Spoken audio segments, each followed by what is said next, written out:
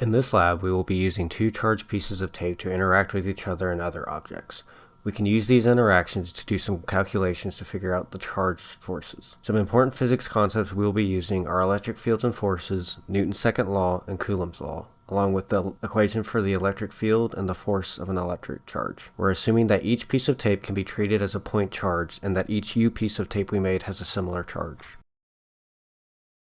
We expect for the two pieces of tape to be similarly charged and therefore repel each other. We observed that the two pieces of tape repelled each other, so we can infer that they are similarly charged. They were attracted to neutral objects like the desk and the book. This is because the dipole of the charged tape creates an attractive force. They were also attracted to the pen, which we induced a negative charge on by rubbing it in our hair. This further proves that the tape is positively charged because it is attracted to a negative object.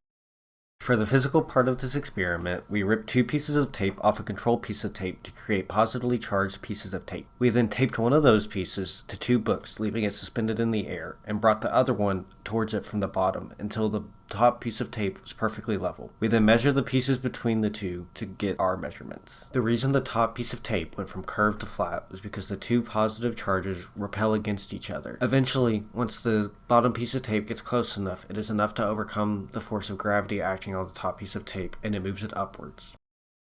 Because the top piece of tape isn't moving when we hold the bottom piece of tape near it, we know that the force of the electric repulsion is equal to the force of gravity acting on the top piece of tape. We can use this information to solve for the total charge on the top piece of tape.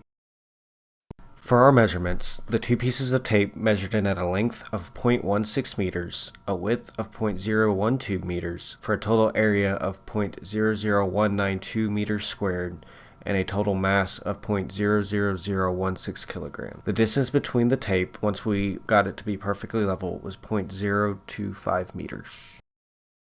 For our calculations, we started with the force of gravity, which is equal to the mass times acceleration due to gravity, so we multiplied our weight of 0.0016 kilograms times 9.8 meters per second and got 0.001568 newtons. Next, we wanted to find the charge of one piece of tape. To do this, we used the formula for the force of an electric field, which is 1 over 4 pi times E naught times Q, which is the charge of the particle we're looking at, divided by 0.025 squared, and set that equal to our force of gravity. Once we solved this, we got an answer of 1.04403 times 10 to the negative 8. Next, we solved for the number of electrons. To do this, we divided our total charge of the tape by the charge of one electron and got an answer of 6.5 times 10 to the 10th electrons. Next, we wanted to find the number of atoms in the tape.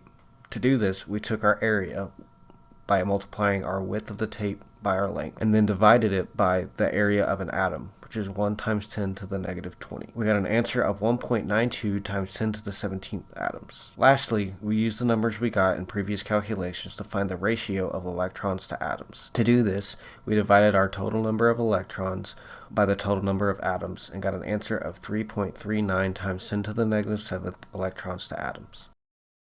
For the coding part of this lab, we entered all of our known constants and values. Next, we used our function that we made in Lab 0 to calculate the force of the electric field. Using this, we then created two spheres to represent the top and bottom tape. We then used the function we made earlier to figure out the force of the electric field, then the force of gravity equation to figure out the force of gravity acting on the top tape, and then took the values we got from these equations to create two arrows to represent the forces acting on both of the particles.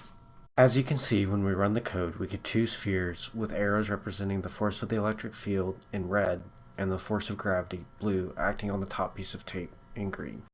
What would happen if electrons had a positive charge and protons had a negative charge? Well, apart from the magnitude of our answers suddenly switching signs, not much would change in the physics side of things. Like would still repel like and opposites would still attract. It is important that we handle the tape as little as possible during this experiment because the more we touch the tape or have it touch other objects, the more charge dissipated and spread to neutral or oppositely charged objects. Some possible sources of error include improper handling of the tape, incorrect or imprecise measurement, errors when rounding, and potentially having climate conditions that were too humid or dry, which changed the transfer of electrons between objects.